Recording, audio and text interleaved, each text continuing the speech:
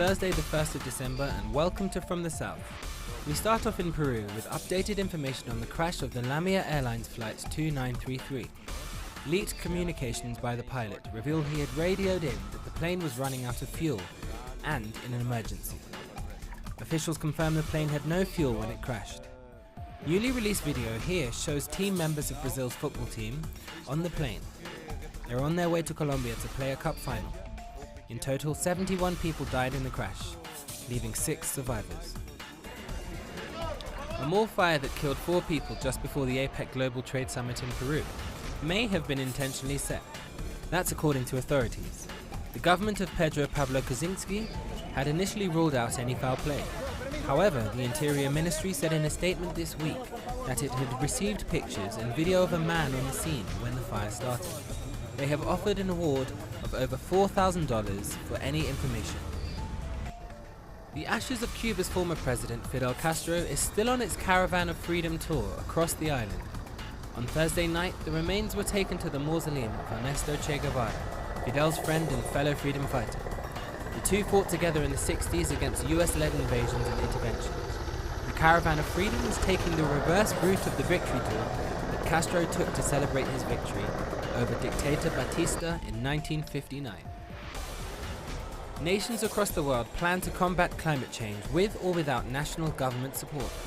That was the consensus ahead of the C40 Mayors Summit, when nearly 50 mayors and deputies from around the globe will discuss environmental issues.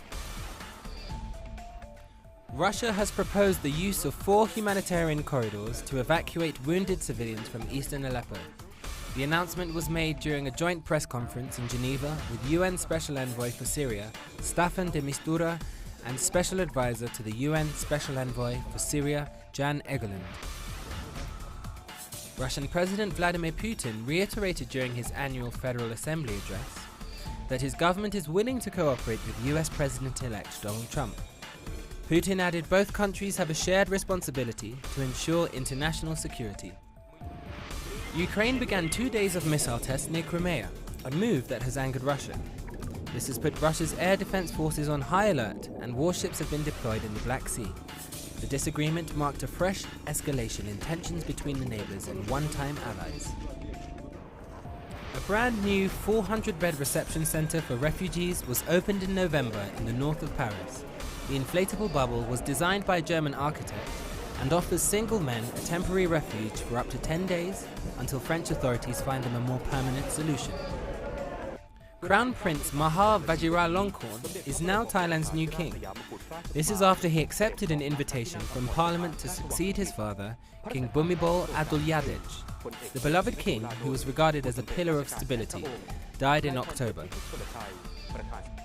Palestinian President Mahmoud Abbas delivered an important speech on Wednesday, marking the second day of the 7th Fatah General Congress amid internal divisions within the movement. During a lengthy speech, Abbas stated that the conference would reinforce the Palestinian people's ability to achieve their national goals and objectives. The conference kicked off on Tuesday at the presidential headquarters in Ramallah in the West Bank.